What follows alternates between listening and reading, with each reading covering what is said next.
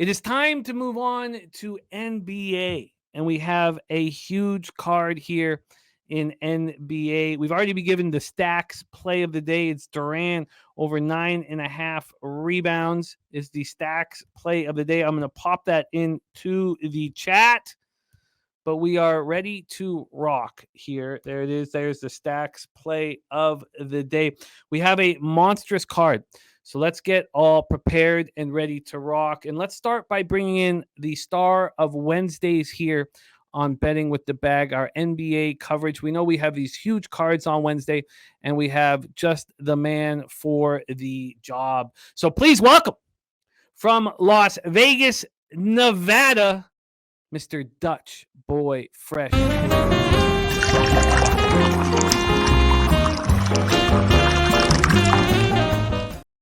Dutchy, what's good?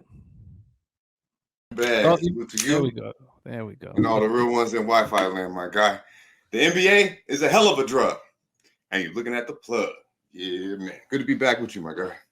It is great. It is like old times here. Day 2 of the NBA season. Let's start with what you saw last night. What stood out, and what are you thinking about moving forward from a gambling perspective on the teams we watched? Well, unfortunately, it was kind of a rough night for me. Did go 0-2 in the props. Had Jamal Murray over 22.5. He finished with 21, and they called off that bucket. Should have been probably and one. They called off the fucking bucket. So that one was a little, salty. But overall, the Nuggets aren't as deep. Their bench looks a little bit light to me. But, man, Joker's fucking good, huh? What a pro. I mean, fuck. He makes it look easy. He even looks in better shape, too. So, I think Jamal, kind of winning cruise control. I think he's even better coming back, another year off that injury. I think I think Denver needs to make a couple moves. Reggie Jackson did look good off the bench. But other than that, I think the Lakers, AD was MIA that second half. Didn't see that coming. Honestly, I thought he played pretty well that first half, and then all of a sudden, just kind of dropped the bag there in the second half. I believe he was 0 for 6 and did not score from the field. LBJ, 29 minutes. I guess they're going to play him finally, like the minutes he probably should play at his age. So looking at that aspect, I think my second bet was a bad bet, I guess, and KD over 27.5 points. Motherfucker shot the ball 22 times. You shoot the ball that many times, you think you'd get it with KD. Missed 15 of those. The legs didn't look there for me with KD. A lot of shots short. Just kind of looked weak, fumbling the ball, turning it over. KD didn't look good, and they still go into Golden State and win. Pretty much led by Devin Booker. Nurkic looked good as well. I liked what I seen out of Phoenix, and I'm not too high on this Golden State team. I know they didn't have Draymond out there, but I'm not too high on Golden State, Jim. So kind of what I've expected from both games, but unfortunately dropped both props. Well, it is a marathon, not a sprint, and you are 0-0 here on our show. That's a good thing, right? We will be tracking that all year long. So let's get right to work. Looking forward to hear everybody in the chat. So we have Dutch Boy Fresh here rolling with us on camera, and then we have so many great cappers here in the chat as well. So let's get after it, shall we? We start with the Atlanta Hawks at Charlotte Hornets Spectrum Center in Charlotte, North Carolina. We are sitting here right now with Charlotte as 3.5 point dogs, and that is juiced to Atlanta. This opened up with Atlanta -3 at -105, went down to 2.5, and now we're up to 3.5. So we have a slight road favorite in the Hawks. From a total perspective, we're sitting here at 236. This opened up at 235.5 and dropped all the way down to 233.5 before it got bet up to 237. So we've seen a U-shaped movement and a big market move there. Let's get over to the cash flow for this one. And NBA here, all markets. Let's go. So for this one, we have 75% of the tickets, 80% of the cash on the Atlanta Hawks. On the total, we have 56% of the tickets and 95% of the cash on the over. Saturated says Hawks never start the season strong. So here we go. Jarek White on Atlanta -4.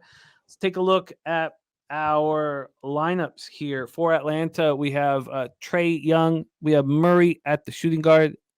At the small forward, Hunter, Sadiq Bey at power forward, and Clint Capella at center.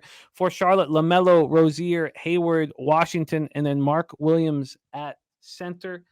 And it is time to hear how, and we don't have stats to start talking about, pace, and we don't have it's all about, sort of your gut and studying it from the offseason, which has worked great in NHL and can work great here. So let's roll. Take it away for us here, Dutch. Hawks, Hornets. Yeah, man, not a game I have action on, but we'll give you a little bit here. Obviously, John Collins not being there. They moved on from him. Probably could say that's a good thing in Atlanta. Quinn Snyder having a full off season to prepare with the studded backcourt, of Trae Young and Dejounte Murray. But I don't know if it's the best fit. I talked about this last year. Not too high on Atlanta overall last year, and they kind of the same damn team. Realistically, I don't like Sadiq Bey. I, as your four, I mean, that seems pretty light to me. I know Capella can, do one hell of a rebounding in his lobby, but he's not too heavy. He's a little light as well. So I do believe Mark Williams, should be able to kind of bully around there, especially on the boards a little bit. I give the edge here. I mean, the Hornets beat them twice last year, beat them twice the last two meetings last year. Atlanta's a team, if you fuck with me, I don't back them on the road. So I wouldn't start off my season, especially right here on betting with the bag, laying, points with Atlanta on the road. Are they the better team than Charlotte? Probably. I do think Snyder will have these boys playing a little bit better basketball. Say what you will about Trae Young, but he does have his moments. I don't know. LaMelo had one hell of a year last year. I mean, you look at the stats. I mean, he loaded at 24, I believe, 8 and 6. I mean, it's ridiculous what he's done. I think he'll shine as well. So you could probably look at points, rebounds, and assists from his aspect if you want to really dig into this game. But I think the look here has to be the over. I mean, the last two meetings, both of these guys got over the 240s. I mean, the last meeting they scored 180 fucking points, So I don't see much defense from any side, to be quite honest with you. No real paint protection on either side.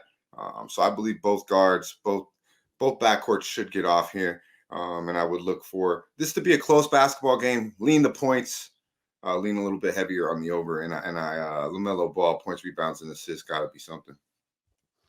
Yeah, and we're a very, very public side in Atlanta, first road game of the year. So, these bottom feeders like the Hornets, they have hope.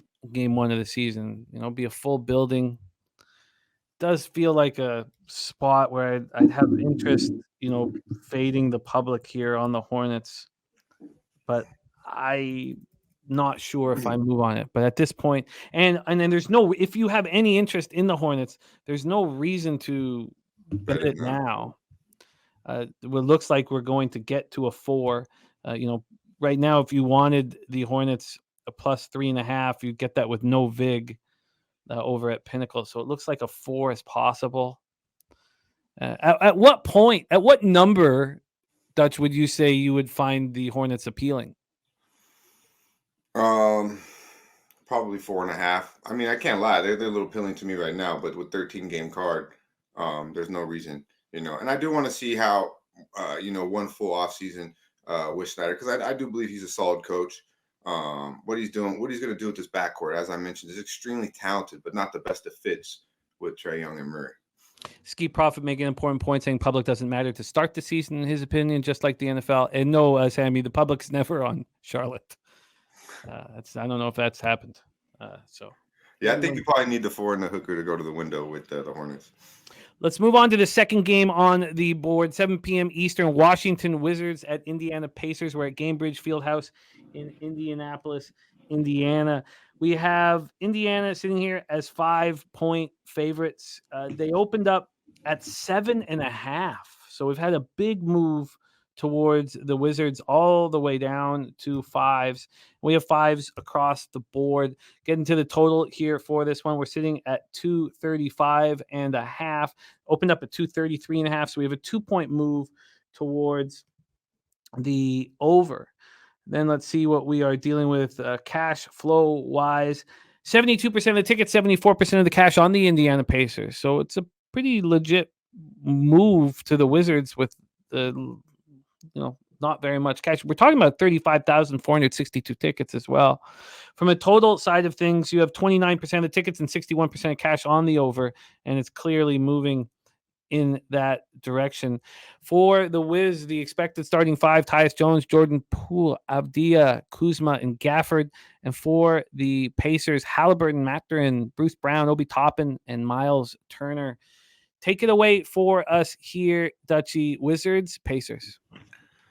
Yeah, this game to me does scream over. I mean, our guy Ski the Prophet liking the over here. Shout out to him. I look at the over here as well. I didn't go to the window on this. I was actually looking at a Jordan Poole prop. I mean, I think Jordan Poole's going to have ultra green light. I mean, he averaged 20 points per game last year with the motherfucking Warriors with all them boys, and now I think he's really going to be just lights out. I don't want to say lights out, but I definitely believe he'll be shooting an awful lot of threes and going to the hole an awful lot. He's a talented dude, but it's at 24.5. It's a little juiced. I have been, obviously betting the props. They are smaller bets than me than the sides and totals, but the Pacers, they allowed 120 points per game last year.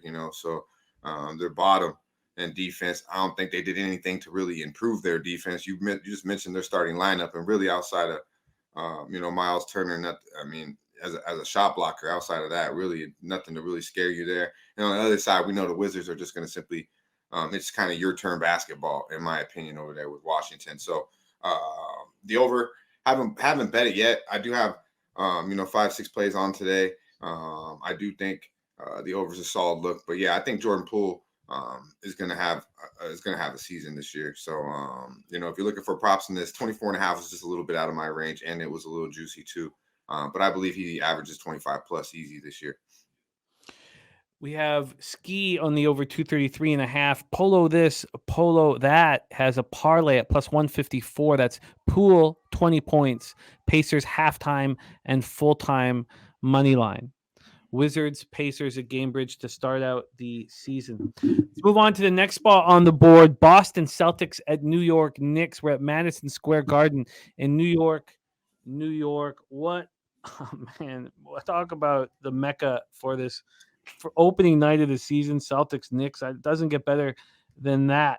Let's take a look at the spread here. Your Knicks are sitting at plus 3.5. They opened up at plus 2.5. So we have a 1-point move over to the Celtics. From a total side of things, we are looking at a 223.5. This opened up right there at 223.5. It dropped to 222.5, went up to 224.5, and it's right back to 223.5. We have an 8-cent move towards the under. There's nasty Nate with his Clovers here for his squad, starting out the year with a ton of hope. And Drew Holiday, I love that. KP, I don't. 87% of the tickets. Oh, that's the money line. Excuse me. 86% of the tickets and 79% of the cash is on the Boston Celtics. We've seen a 1-point move in their direction. Then 56% of the tickets and 90% of the cash is on the under. 56 and 90. Harold Williams says Celtics first half. One of my bets so far. Von Polo also on the Celtics first half. Wine time on the other side. Knicks plus 3.5 and money line at plus 135. Says this Boston starting five looks like one of the best, but it's going to take them time to mesh.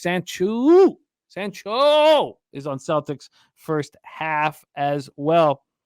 So Robert Franklin also on the Celtics minus 3. So let's take a look here at the lineups for this one. Drew Holiday, Derek White, Jaylen Brown, Jason Tatum, and KP at center. For the Knicks, Brunson, Grimes, Barrett, Randall, and Robinson. And I expect the most we've ever seen from RJ Barrett this year, but I'm also have a bit of a bias for the kid. I was very proud watching him in a Canadian uniform in the summer, and I want him to succeed so badly. Take it away for us here, Dutch. Celtics, Knicks. Yeah, man. Shout out to our boy One Time. I'm liking what he was talking. Might surprise some here, but I'm right with him. I'm on the Knicks plus 3.5. minus 105. I got it at. I think it will take a little bit of time for these Celtics to mesh. I do think Boston will be a better team than the Knicks overall, but I think the Knicks are going to be a better on team in the regular season. Absolutely. They brought the same core back, and on the other side, you got the Celtics to touch on a little bit of to mesh. I mean, they lost 3 core players from last year, led by Marcus Smart. Obviously, the late trade here with Robert Williams and Malcolm Brogdon being moved. They bring in KP, who's he's a guy that is completely different than what they've had, and then of course the addition of Drew Holiday, which I think will be a lot easier to bring in. Still, that's 2 big pieces. That's your point guard and your big man.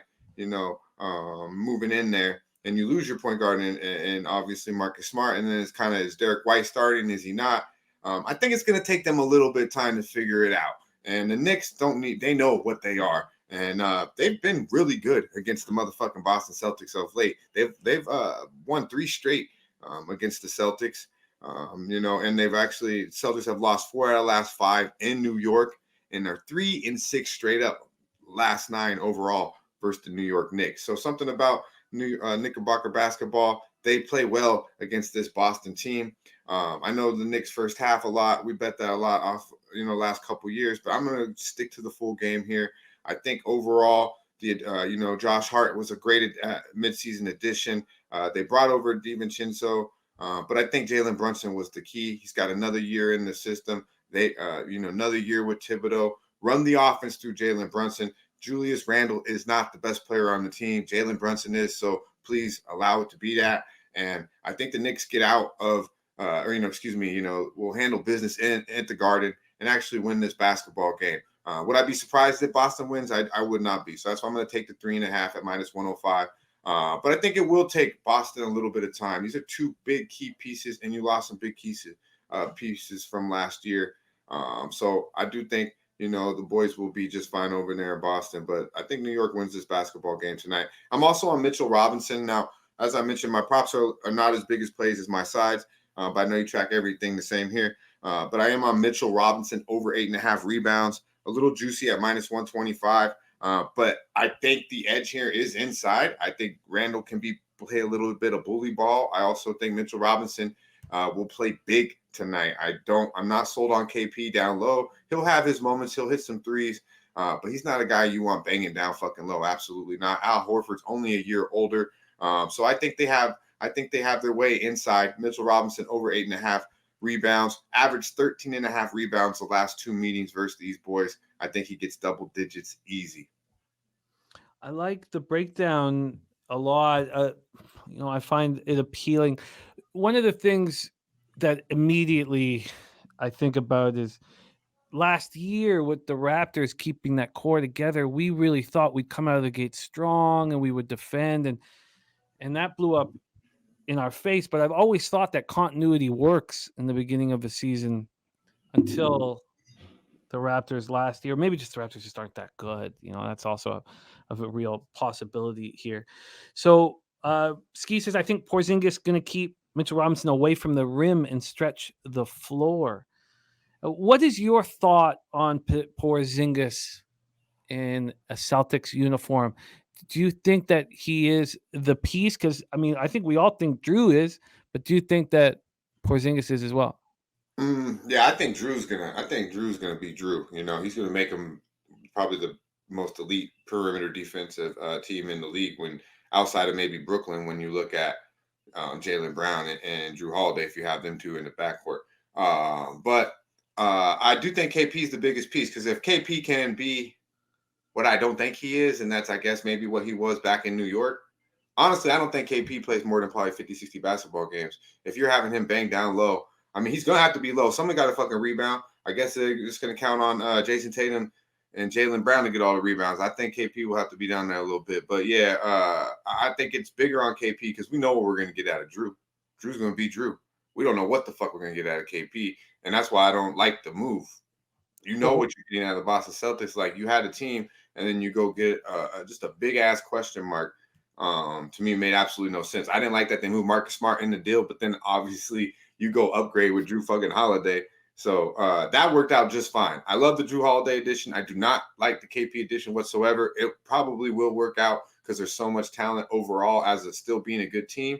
But if we could talk about them competing against the elite teams in the East, like the Milwaukee Bucks, I don't think it's going to be too good on the Boston Celtics, in my opinion. And Andrew Kolajay saying KP looking smooth in preseason. Nobody's concerned about that. What we're concerned about is he going to be on the floor in game 80?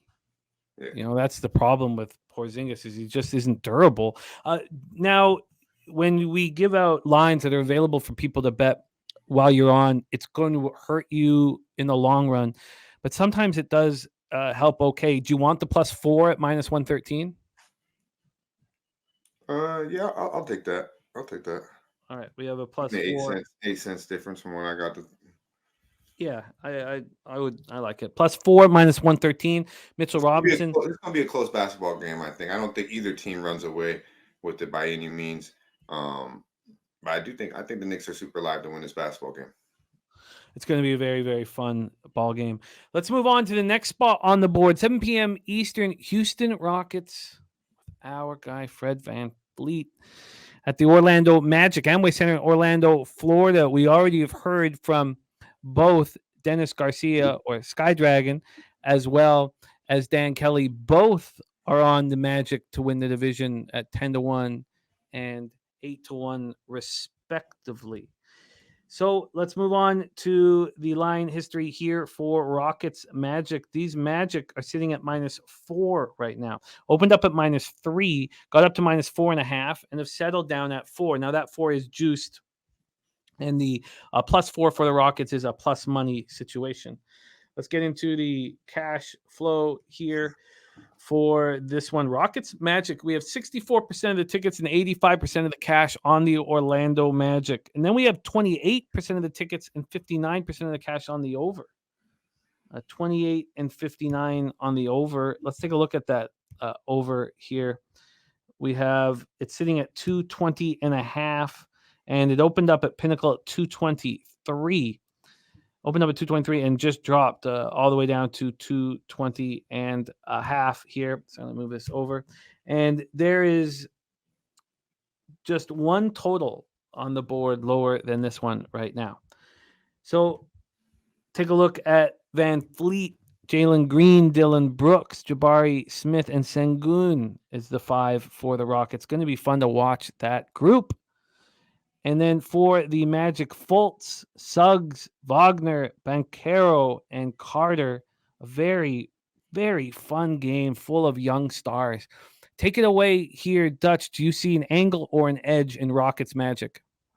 This one I absolutely do not. I do think, I think Houston has a lot of questions. You said it.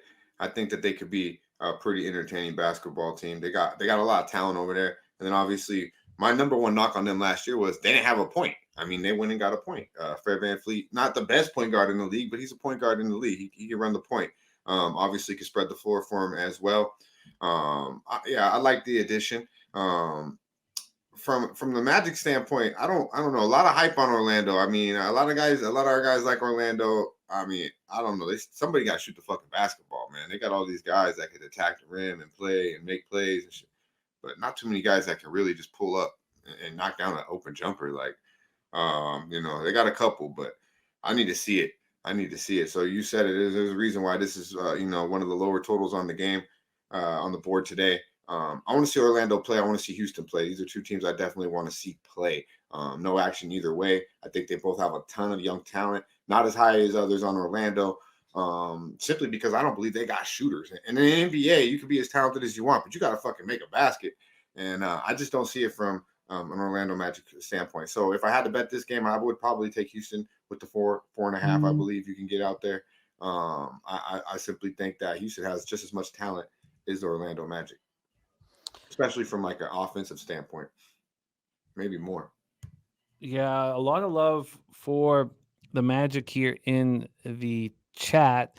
And we have Billy Briz also believing in this Orlando Magic spot. Jeffrey Moore says, my Houston Rockets looking better than last year, but not saying much. Skydragon thinks this total seems high. No, I just want to do something quickly because I believe that this total was much higher even than the 223 opener over at Penny. So let's see what. And yes, Bet Online opened this up 3 days ago at 9:23 a.m. at 227.5. 227.5. And it dropped 3 points in 3 hours. My goodness. So at Bet Online, this total's dropped 7 points. A huge, huge drop. Wine Time says, any chance is PSR going to do any live streams for NBA games this year? Would be really cool. It would be. We'd like to. And talking to having Dutch here as well on screen, something that needs to be talked about. Dutchy. All right, that was Rockets Magic, a huge drop in the total. Let's move on. 7:30 p.m. Eastern. We have the Cleveland Cavaliers at Brooklyn Nets. That's what's next up. Speaking of lower totals, this is one of them. Pinnacle opened this total. Oh, sorry. Here we go. Open this total at 220.5. It just dropped to 220 at 9:30 this morning. So we've dropped it down to 220, and that 220 is being juiced right now. Let's get into the spread here for this one. And we have it sitting with Brooklyn as 2-point home dogs. This opened up at plus 2.5, went down to 2, went down to 1.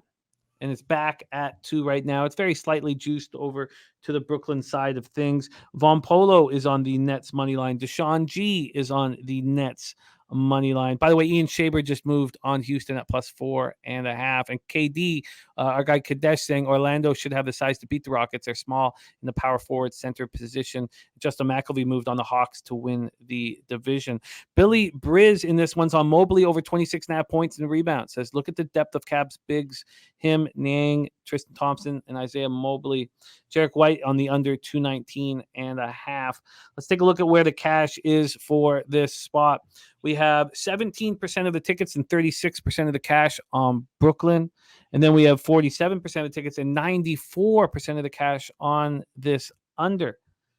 Pull up the expected starting lineups here. We have Garland, Mitchell, but Garland is game time decision right now with Mitchell, Strus, Niang, and Mobley.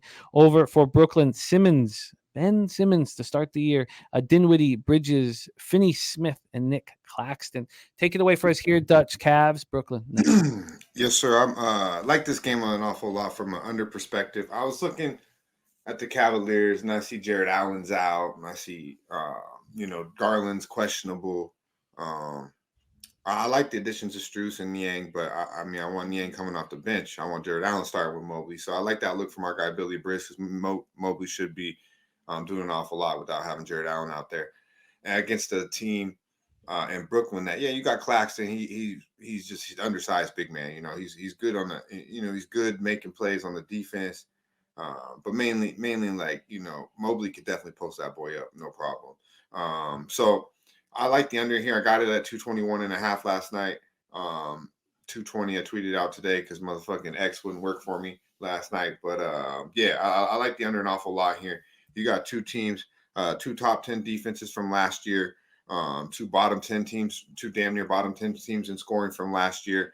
And from a defensive perspective, I think the Brooklyn Nets might be the best defensive team in the league. Obviously it's the first game of the year to say it, but they got two of the top 3 to 4 elite perimeter defenders in the league, and Mikal Bridges, and obviously Ben Simmons. And that's saying Ben Simmons is back where he was, because before, when he was in Philly, he might have been the best defender in the league. I believe he's top 3 to 4 defenders in the league when healthy. And obviously Mikal Bridges, you know what you're getting with him. And you got Dorian Finney-Smith, who's no slouch as well. And we talked about Claxton. Outside of Dinwiddie, you got 4 above average defenders and a couple elite dudes. So I think it's going to be hard to score. And say what you will, about Donovan Mitchell. He's not the biggest dude out there. So I think they're going to match up real well. You put Ben Simmons or Mikal Bridges on Spider, and it's going to be trouble for him. I think he's going to have a hard time. He's going to be shooting an awful lot of deep threes and tough shots. Same thing with Garland, not the biggest boy. So I think, they'll kind of swarm him. So you're swarming the two big guys. You're already outside of Jared Allen, so a lot on Mobley. I don't believe there'll be a ton of open shots for Strus and Yang. So a lot of man-on-man D. They won't really need no help with Mitchell. So I think Brooklyn will be able to contain these boys. I lean Brooklyn at the crib, but the under is the play. Like I mentioned, I got it in at 221.5. Give me the best number. I think this is an easy under here. And I also like Ben Simmons. That's right. I'm going Big Ben tonight. Rebounds and assists over 14.5, minus 113. He went over this number both times that he got extended minutes in the preseason, the last 2 games. He led the preseason in assists.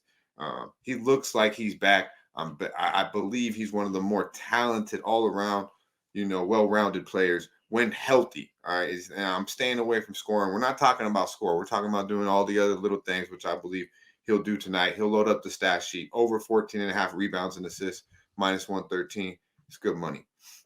Over 14.5 and minus 113. I'm not as concerned about his body being healthy. It's the mental. Yeah. Yeah, I like what I hear from him. I like it. I like the chip. He said he's going to be better than he was. I like what I'm seeing out of him. I like the matchup against Cleveland. Who knows how long it'll last, but I believe we'll see, the old Ben Simmons from a couple of years back. For his sake, I hope that he can just play and just let go of all the stresses that come along with it. But I agree with you there. Just show me that you care, and that's what I've kind of seen in some press conferences. His attitude a little bit on the court, because I was a Ben Simmons guy up until last year. I questioned that he cared about the game of basketball, and from what I'm seeing now, I honestly think it's his show. I mean, he's the point. He's going to run it, and obviously Dinwiddie will have the ball in his hands, because that's just what he likes. But look for Ben Simmons to have a breakout year here. I think Shaq said most improved player player of the year. I'm liking what the big man's saying. Dan Kelly took a flyer on Simmons to lead in assists this year, 90-1. 90-1. DG is on the under as well. I find your breakdown on the under very appealing, and I also want the Nets here. Again, we're talking about the continuity factor for some of these squads, and I know that Ben was not a part of it much, but Cleveland's going to have a different look, especially with Jared Allen out. So. And Dan Kelly saying that 90-1 still available on FanDuel. And for those of you that maybe don't know, Dan Kelly gave us out Wemby to lead league in blocks at 13-1. That's at plus 340 right now. That's gangster. Okay, so we have Dutch here is on the under 220.5, and he's on Simmons rebounds and assists over 14.5. So thus far of the card, I find the Hornets appealing once it gets to 4. I find the Knicks appealing if hopefully that gets to 4. And I find the Nets and the under here in Cleveland, Brooklyn, very appealing. Let's move on to the next spot on the board. And Justin McElvey gets us rolling. Jalen Duren. Duren over 9.5 rebounds at plus 128 is the stacks play of the day. We have Detroit Pistons at Miami Heat, Kaseya Center in Miami, Florida. And we also heard from Dan Kelly that he moved on the Miami Heat to have under 41.5 wins at plus 170. Took the alternate number there. Very exciting bet from our guy Dan Kelly. Let's take a look at this one. Pistons Heat. Here we go. We have this total. So this is the lowest total on the board, 218.5. This opened up at 221.5. We have dropped 3 points from that total. That, of course, is a Pinnacle opener, not a Bet Online opener. And we know that they, Bet Online gets their action out the fastest. So that's, and then also don't forget, we have our poker tournament coming up Friday of Thanksgiving. We have a poker tournament where we're upping the stakes a little bit. We want to keep trying to up the stakes. And so we're going from 25 to now 50. It's going to be a $50 buy-in. We want to keep just raising the stakes. And hopefully people will still join us. That's 8 p.m. Eastern on the Friday of Thanksgiving. And don't forget our Bet Online hookup, 100% bonus. Up to $1,000, 100% bonus if it's a new account and you go through our website. Here we go. Pistons, Heat, Detroit, Miami. This is a huge spread. Miami sitting here at -9. So this is tied with the Clippers as the biggest spread on the board. This opened up at 8. We have a 1-point move towards them. We are now sitting at 9. Let's get into the cash flow for this one. Pistons Heat. 62% of the tickets and 82% of the cash are on the Pistons, but the line's moving in the Heat's direction. 84% of the tickets and 99% of the cash is on the under. Take it away and let's take a look at the opening starting 5 here for this one. We have Cunningham, Ivy, Thompson, Stewart, and Jalen Duren. And then for the Heat, Hero, Caleb Martin, Jimmy Butler, Kevin Love, and Bam Bam. Take it away here, Pistons, Heat. Yeah, man, this game, I'm a little, I think Miami's gonna have a little bit more chip on their shoulder than I think other people have after, what's going on with kind of how they really don't, what they said with the Dame, and then obviously them pretty much sneaking in, everyone talking they shouldn't have been in the finals. It was a pretty good run from them, but I don't know. They didn't do too much to reload, but I do think Tyler Hero is going to be that guy. I really do. I think, got kind of raked through the coals all year. I think he's going to come out with a chip. I really do. I like the over 20 points. I believe it's right around 20. He averaged 20 last year. Haven't locked this in yet. But this is one I was definitely looking at against the Pistons team that allowed 118 points per game last year. They got a lot of young talent, but I don't believe they really got anything for Tyler Hero. A couple of those jumpers goes down, and 20 points is pretty easy for my dude. But yeah, I'm looking at guys that coming in a little bit of a chip on their shoulder, should be ready to go from day one. I think Tyler Hero's out to prove that he's one of the better players in the league. He's definitely one of the better scoring, two guards in the league. So yeah, I like Tyler Hero tonight. I think he has a big game. But from a side perspective, I definitely would lean the Pistons, young team, hungry, opening night in South Beach. Miami's probably not too concerned about this game. However, last time they had played the Pistons, they beat them by double digits, won 4 out of the last 5. But the way I look at this game is Pistons +9 seems pretty fucking juicy to me. But do I really want to be betting on the Detroit Pistons? To start off my season, I would like to see a little bit more. I like this young kid, the rookie they got, looks very talented. We know they have some talent over there, but they're also missing Bogdanovich, who was pretty much their number one dude last year. He'll be out, I believe, for 4 weeks. So, in my opinion, their best player. So you lose their best player. It's probably why it's at 9. Still seems like an awful lot, because how simply invested is Miami going to be in game 1 with all these vets? But I do believe Tyler Hero will be locked in and ready to rock and roll. Well, if you want to add anything to your record here, just tag me and we'll add it to it. That was Pistons Heat. And a lot of people on the Pistons, but market moving towards the Heat. Johnny K even taking Pistons money line. And it's true. Somebody mentioned this in the chat that, Raymond Reichart saying, I want Detroit, but I haven't seen anyone in Miami. Seen everybody on Detroit and plus the points. And I can understand why that would make you uncomfortable. And Duren double is being backed by a bunch of the cappers here, Jay Smooth and Robert Franklin and others as well. I've seen people talking about the Pistons like 3-4 days ago. I'm like, damn, so I haven't really seen too much love for Miami whatsoever.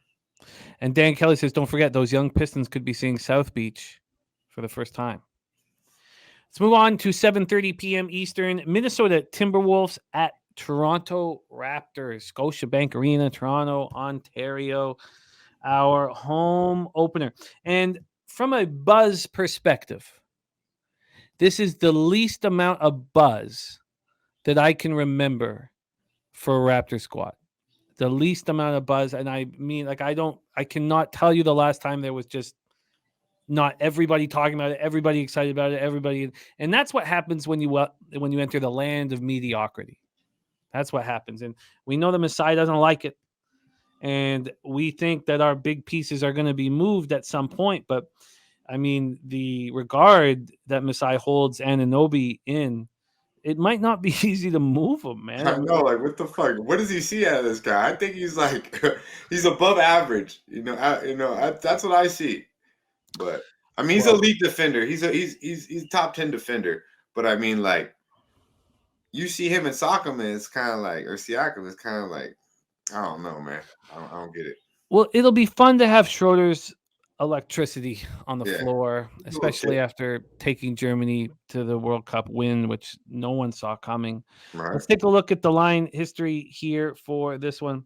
This one opened up with the Raptors. It's probably better to talk money line because we're talking about 1 point here instead of. So why don't we move over to the money line for the Raptors home opener? Sitting here with the Raptors at minus 107 over at Pinnacle. Opened up at plus 101. It got up to plus 107. But now we have a little bit of movement towards the Raptors. So 8 cents of movement since this line came out on the Raptors. From a total perspective, we're sitting at 221.5. This opened up at 223.5, dropped to 222.5. Now sitting at 221.5. Let's get into the cash flow for this one. You have 15% of the tickets on the Raptors and 42% of the cash. 57% of the tickets and 68% cash on the under. So, this starting five is quite strong. We're really excited about it. Schroeder, Anunoby, Barnes, Siakam, Podol. We think that we're going to be able to do all sorts of things with this group. All sorts of different styles of play we're capable of playing. The Timberwolves have Conley, Edwards, Alexander Walker, Towns, and Gobert starting here. Take it away, Dutch. Timberwolves, Raptors to start the season off up here in the 6th.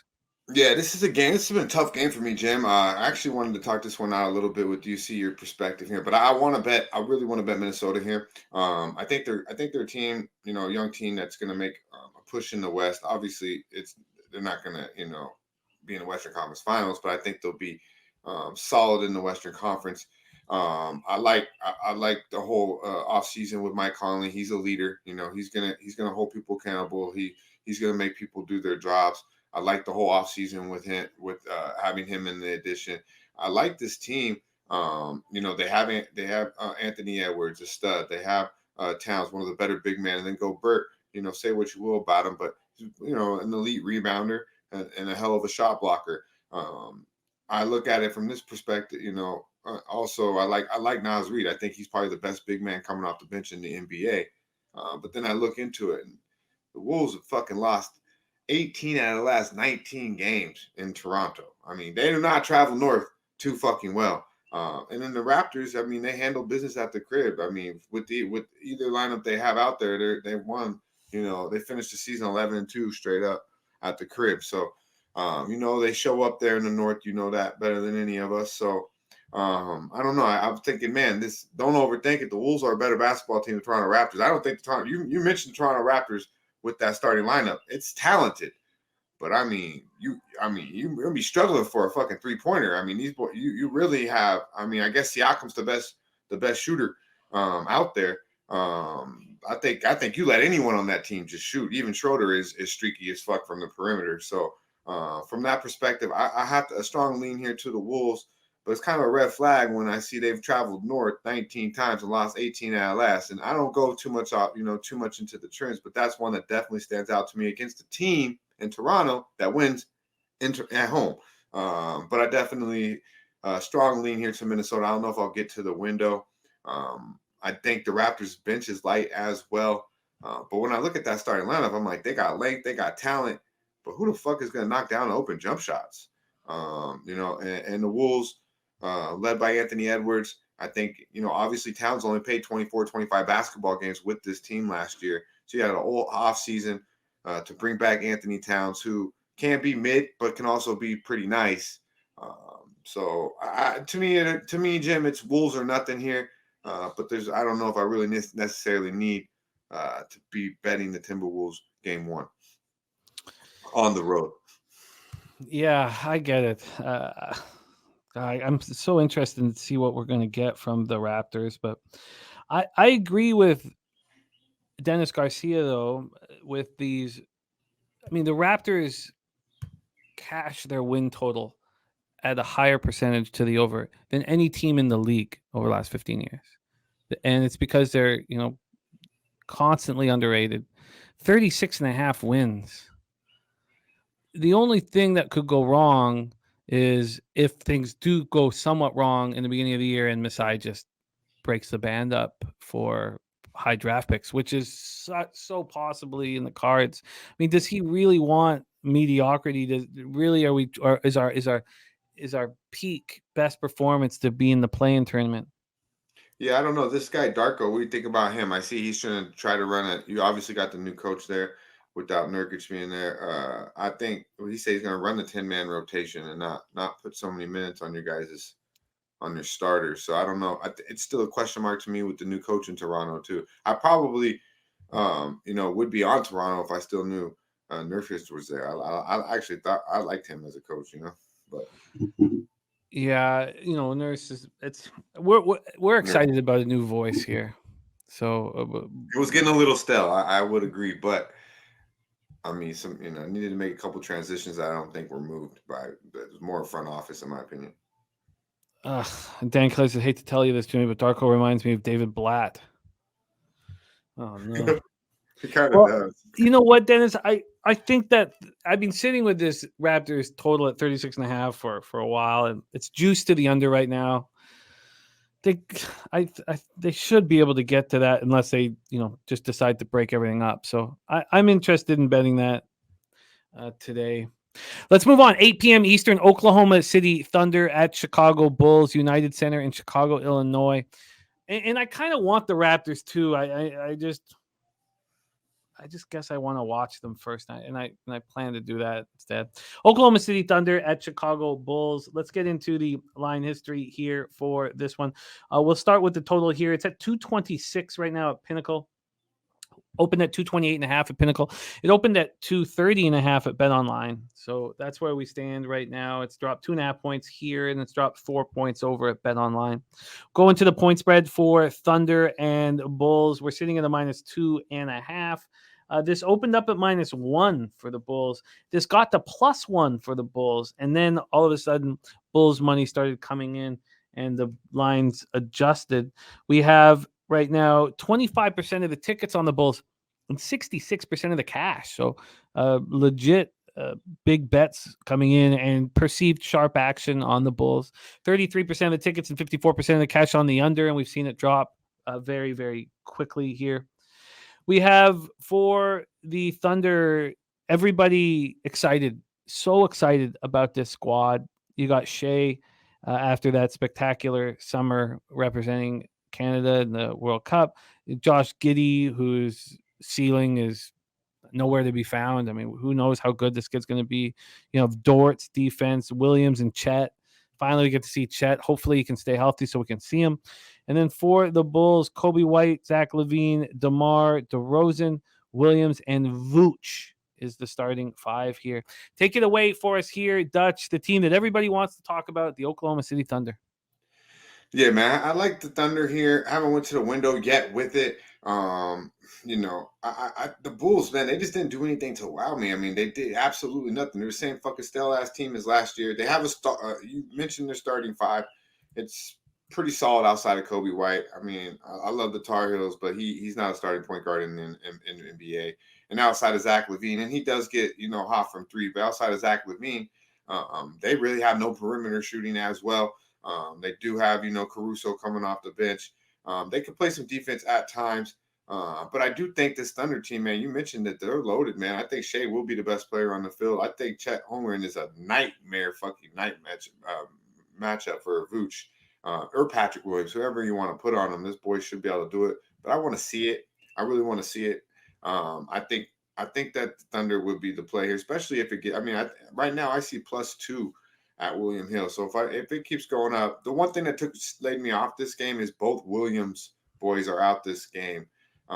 Maybe if I had one of them out there, the Thunder are deep, but you lose both of the Jalen Williams. I mean, now opening night in Chicago, as you mentioned earlier, this is a team with the same core coming back, so they should be ready to rock and roll. No real questions. Billy Donovan obviously coaching against his old team. However, OKC did beat him both times last year, so. I strongly lean to the Thunder here. I'm going to go ahead and stay off this game with the two Williams brothers being out. And then obviously some strong money coming in on Chicago, kind of betting on that core. But I do believe Chicago will be a fade a lot of nights.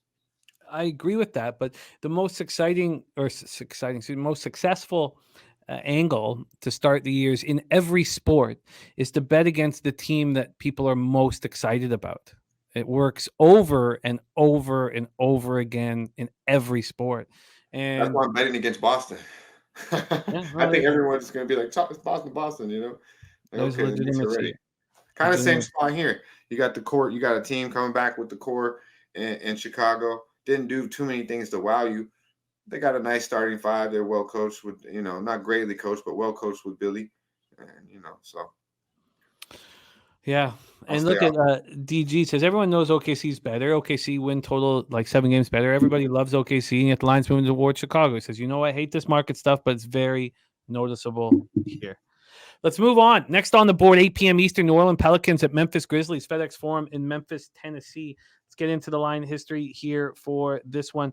We have Memphis sitting at -1, which is they opened at -1.5. So we've had a half point move to the Pelicanos. Get into the total here for this one. We are sitting at 224.5.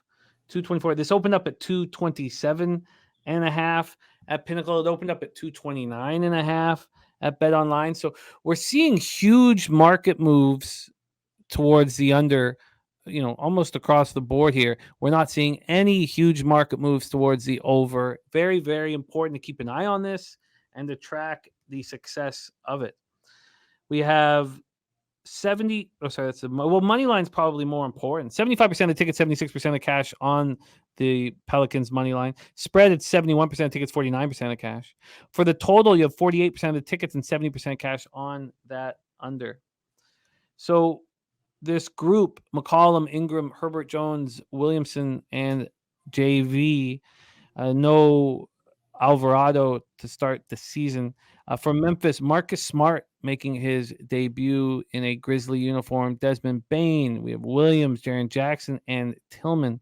So, of course, no Ja for 25 games, and Clark out as well.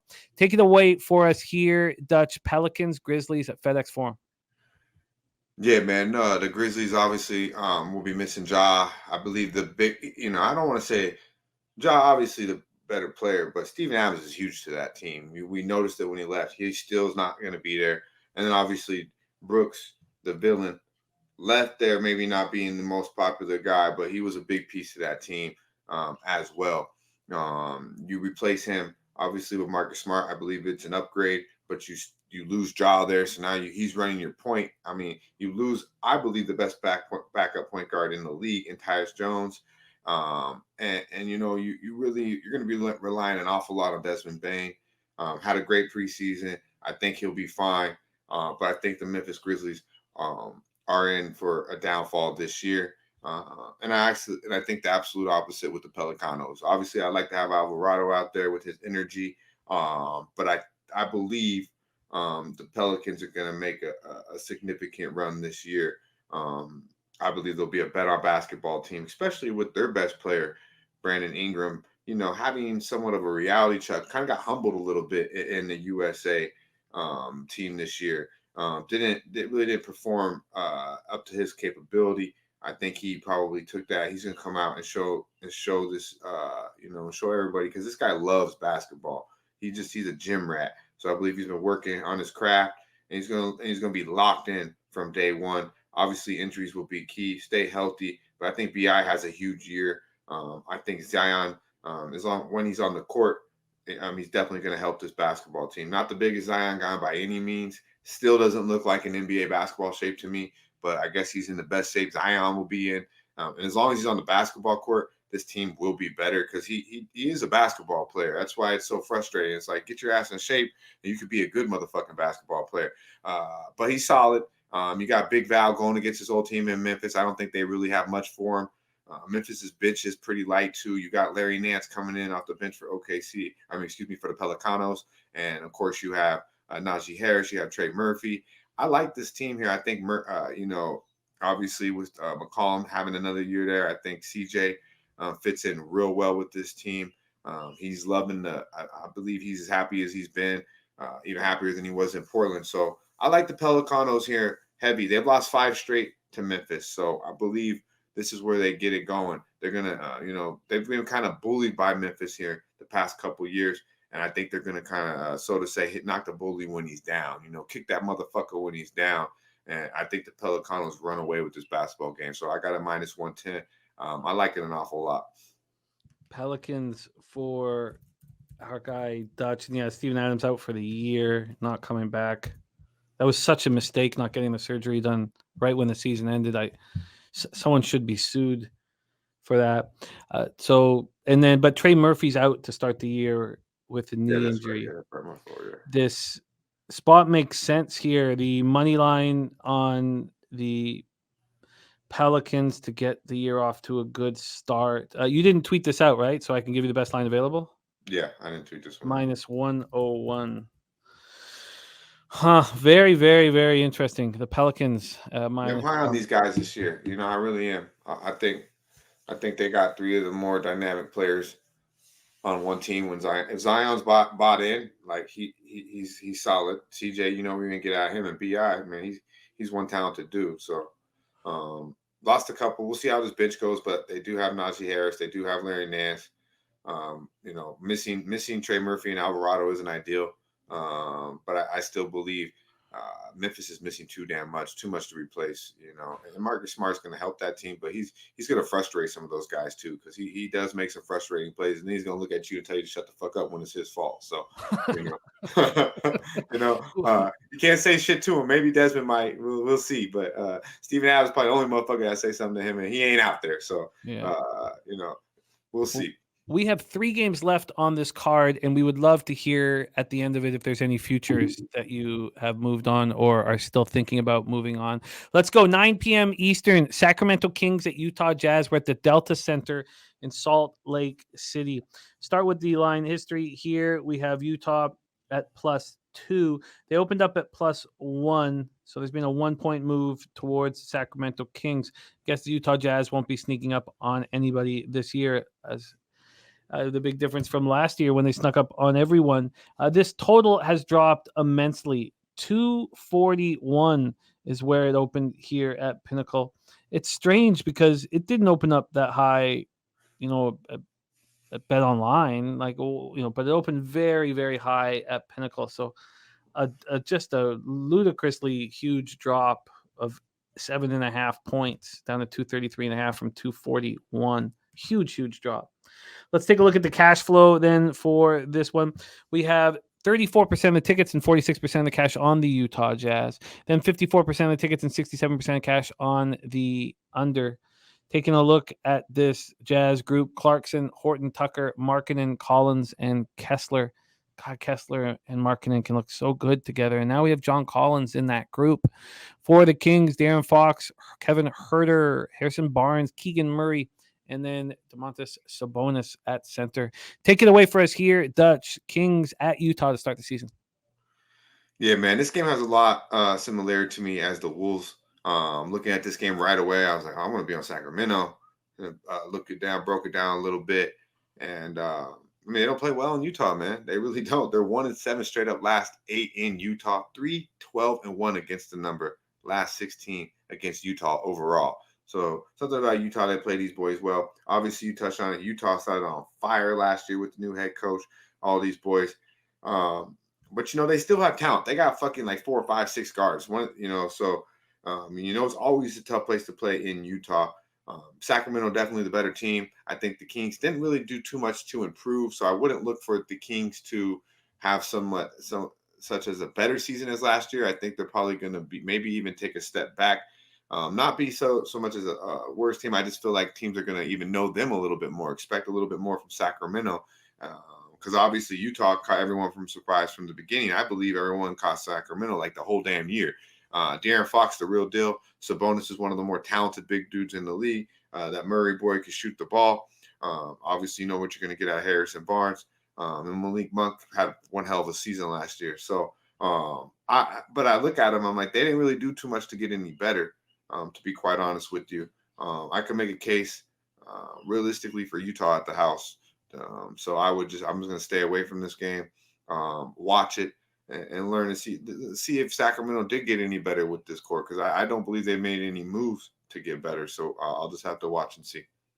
I'm interested in Utah tonight. Do you think that part of the reason why Utah succeeds at home at the start every season is just the players aren't quite prepared for the elevation at the game 1, game 2, game 5 of the season? Absolutely, I'm sure it has a big situation, as you seen kind of last night in Mile High with LA. They looked tired, Yeah. I'm or with going to bet LA. the Jazz tonight. Yeah, I think after looking at it, it was like the two games that I thought I was going to be on and we're on the other side was the Wolves game. I feel like the Raptors are probably the play, and the Kings, I feel like the Jazz are probably the play. Yeah, Couple of these games, like the Thunder, kind of the same thing. I wanted to be on the Thunder, and then I look at them like, oh shit, maybe the Bulls are the look. Yeah, and that's what's so important about us getting to talk everything through like this is it really clarifies your stance. And when you have the conviction to move on something, you've thought it all through and broken it down and listened to the chat. And that's the Absolutely. beauty of the show. 2 games left here. Next up for us, Dallas Mavericks at San Antonio Spurs. Frostbank Center, San Antonio, Texas. And we will be there soon. We've moved the dates for Pubapalooza. We've moved the dates because we didn't realize that we'd booked it for Easter. Can't believe it. So it's the week before. It's the Friday the 22nd, Saturday. So Friday 22nd is the poker game. Saturday the 23rd, Sunday the 24th. The 24th is a comedy show. And we're going to fly in on Thursday the 21st and leave on the Monday the 25th. I might go in get in a little bit earlier than that, but that's the plan. So, and hopefully, because there were on the Easter weekend games in San Antonio, we'll have to double check all that with Slaughter. But here we go. Wemby's first game. We have the mural on our wall at the Southtown 101, and Wemby's been down there, seen the mural, and had lemonade at the bar. Nice cold lemonade. Huh? Ice cold lemonade. The store opens up. So this is one of the rare totals that's gone up. Opened up at 227.5. We're now at 230.5. A 3-point move towards the over. Let's take a look at the spread here for this one. Oh, sorry. Gonna take a second for the spread. Let me get that rolling. And here we go. This spread opened up over at BetOnline at 5. At Pinnacle, this opened up at 3.5. So very different opening numbers here. Opened up at 3.5, got down to 3, and then it started moving in the direction. Actually, it didn't. It fell back to 3.5 again. Wow. So this was down at 3.5. I didn't realize that. And it's back at 4.5 now. So we've had a lot of market movement here. Let's take a look at the cash flow for this one. You have 36% of the tickets and 68% of the cash on the Spurs. And then from a total perspective, 18% of the tickets, now 19 and 49% of the cash on the under. So it doesn't really correlate with the situation. Luka game time decision. So maybe he's good to go by this point move towards Dallas. Irving, Green, Williams, and Derek Lively, the center here. And then, what a spot for Wemby. Now Zach Collins is going to help to have him beside him. We don't know if he's in right now. He's a game time decision. So that's a big part of the story. So take it away for us here. Mavericks, Spurs, in Wemby's first game of his career. Yeah, man. I love me some Luka too, man, but I don't know about this Dallas Mavericks. This roster is just not it. I didn't like the fit when they got Kyrie. I felt like it was 1 foot out the door for Luka. Well, I don't like any of the moves they made. Their front court is it's trash. I guess they're expecting a lot out of this Lively dude from Duke. I don't know about it. Outside of Tim Hardaway Jr. on their bench, they're expecting a lot, I guess, out of this Josh Green guy. I don't see it. I just don't see it with Dallas. Obviously, you got two of the more talented offensive dudes in the league, and one of the better players in the league, in my opinion, than Luka with Kyrie. But I just don't see it with Dallas, to be quite honest with you. It's frustrating to see. They're going to be wasting away my guy Luka the Don's fucking career. It's the San Antonio Spurs, though. If I bet this game, it would be Dallas Mavericks first quarter, but Luka's questionable here. Do I really want to bet with Luka being, in and out? If he goes, he'll play. you get Luka that whole first quarter, so you know what it is. It's Dallas first quarter or nothing. But I wanted to bet Wemby over 17.5 points, but I on both of my books, on a lot of my books, I got to look for it a little more. It wasn't up a lot, but it was available at 135. I'm not going to do that. But I like what I've seen out of this kid in the preseason, dropping 15, 20 like it's nothing. He'll get extended minutes. Dallas, from a defensive perspective, has absolutely fucking nothing for this dude. Not too many players not too many teams do, but definitely not the Dallas fucking Mavericks. I mean, they got big, slow guys. So I just don't see. I see Wemby getting 20 plus pretty easy tonight. But yeah, I got quite a few plays already for me. So I'm not going to lay the 135 with Wemby. Maybe find some better juice out there. I'll look a little later, but yeah, I see Wemby getting 20 plus tonight against in-state rivalry. I like it a lot. I don't see how this guy doesn't get 20 against a suspect ass Dallas Mavericks front court.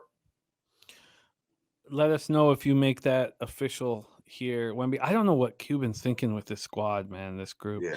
DG has Vassell most improved. Yeah, he's playing, and watching that. Just to touch on that, he's like the guy out there. Like Wemby is the guy, but Vassell like is the guy that's gonna go get you a bucket. Like he's got the ball in his hands a lot. He's playing with confidence, and the coaching staff is giving him the green light. Obviously, they want Wemby to do his thing, but I when I'm watching them, I'm seeing Vassell with the ball an awful fucking lot. Talk about the final spot here on the Spurs. Woo RZA liking the Spurs in that one. 10:30 p.m. Eastern. Portland Trailblazers at Los Angeles Clippers. We're at Crypto in Los Angeles, California. Let's talk about the line history for here. Our final game on the board. Dutchy, great job breaking down this enormously huge card. Sitting here with the Clippers as 9-point favorites. We already discussed that Miami and the Clippers are the biggest favorites on the board. This opened up at 9.5. It's dropped to 9. By the way, 9.5's on the board for Miami as well now at Bovada and Pinnacle. So that's the biggest spread on the board. Take a look at the total here for this one. And we are sitting at 225.5. It's opened up at 228.5 at BetOnline. It opened up at 230 at Pinnacle. So we've had another huge drop on the total here. Let's get into the cash flow for this last one. We have 70% of the tickets and 93% of the cash on the Blazers. It's moved a half point in their direction. 37% of the tickets and 83% of the cash on the under. Clear sharp money has moved it heavily. Look at this Blazers squad. It's so much fun how they've built this squad so quickly. Scoot, Simon, Thibault, Jeremy Grant, DeAndre Ayton. It's going to be fun to watch them. For the Clippers, Westbrook, George, Leonard, Covington, and Zubac.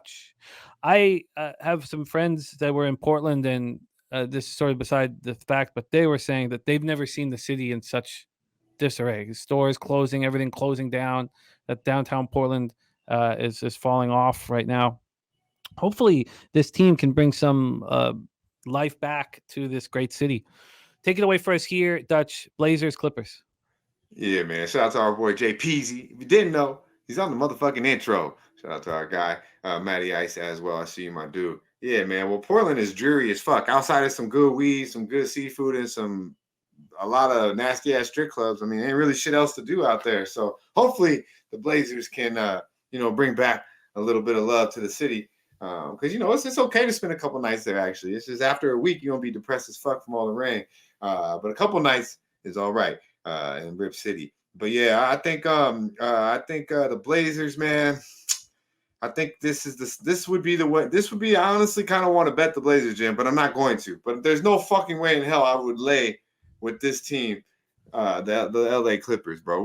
They're fugazi to me. They really are. The roster still don't make sense to me. I mean, and then this talk about trying to bring in James Harden, like how many basketballs do you have in LA? I don't know. But you don't have enough already with when you sign Russell Westbrook. So you got Russell Westbrook, and now you want to add James Harden when you already got Peach. It just makes absolutely no sense to me. This team is overloaded with wings.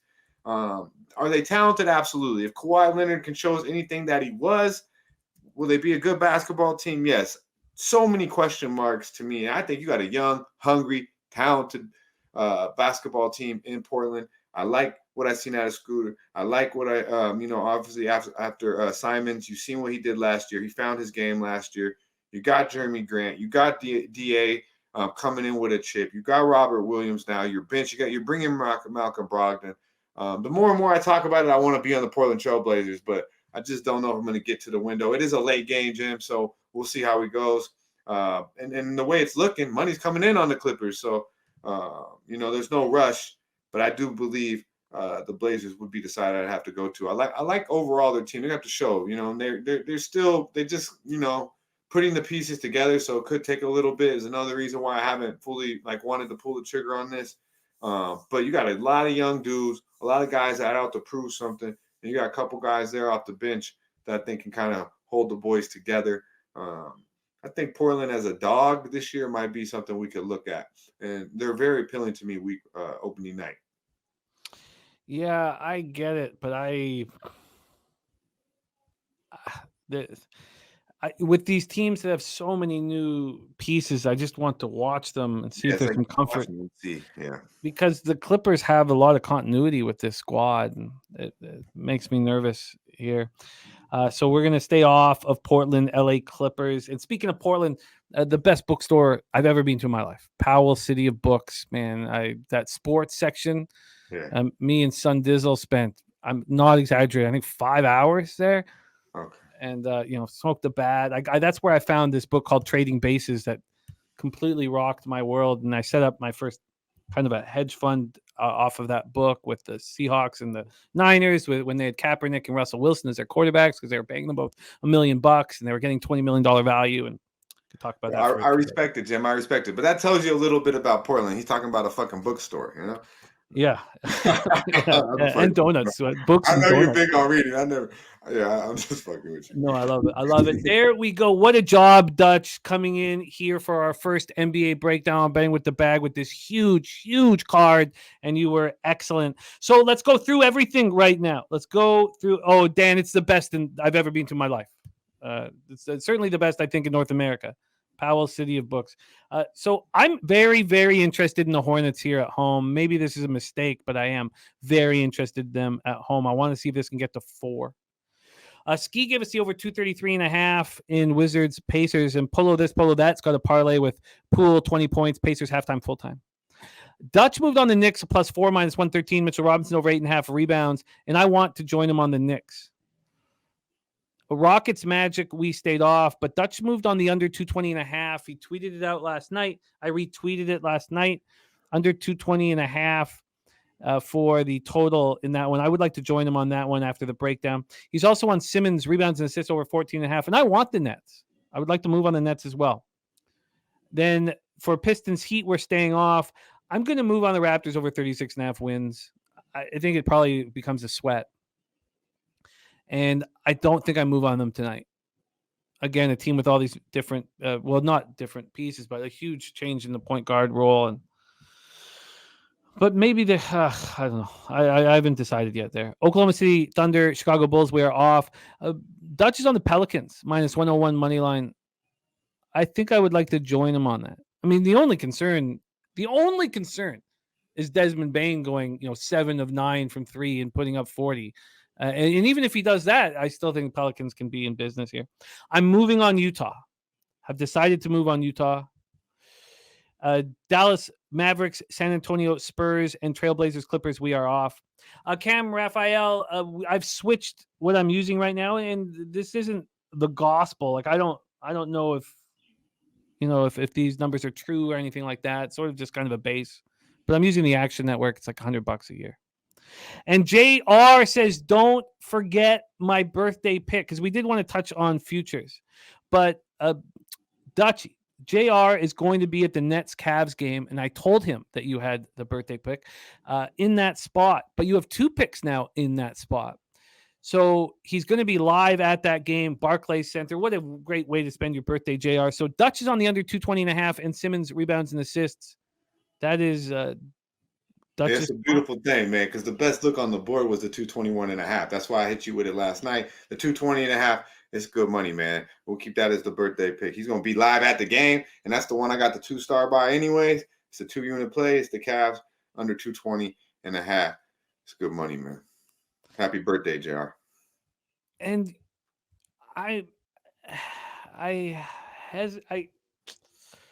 I think that after sitting with all of this for so long that a risk reward factor, I still think I think that I'm stuck between two spots, JR. I'm stuck between the under 6.5 in Capitals Devils and Utah Jazz. And I think that I think I end up, and I don't, I fear giving out a side in NBA. It's better side for me because I focus on sides for the first couple of weeks, but I kind of lean towards the Utah Jazz after sitting here and talking about it and thinking about it and breaking it all down as the best spot on the board for me is the Utah Jazz. But I'm really close to saying that it's the under 6.5 in Washington, New Jersey, just because that's at plus 110 and you know, the probability, I think that's good. But I guess I give out the Utah Jazz. Utah Jazz is my birthday pick. I'm a little hesitant just because I just hit double digits, 10 straight birthday pick winners, which is nuts. That's gangster. It's nuts. I've never had this going for for 11. All right, Utah Jazz is the spot here. I like it. I mean, honestly, I broke that bitch down like a pound. And I was like, man, Utah's the play. Fuck Sacramento. But I'm going to stay off that game. But I'll root for you and JR. Thank you. And JR, have a great time at the game. Much love to you. And Dutchie, thank you for being here and delivering this huge card, man. I really expect it to go this long. If these are going to be Wednesdays, we'll figure out some different arrangement. So it's not an hour and a half, but you're the man, Dutch. Thank you for making time for us, my guy. I will be in touch. Go out there and get that catch and follow Dutch on X at DutchBoyFresh. Go out there and get that catch, Dutchie, my man. Thank you for your time and energy. Appreciate you, Jim. Y'all stay fresh. Thank you.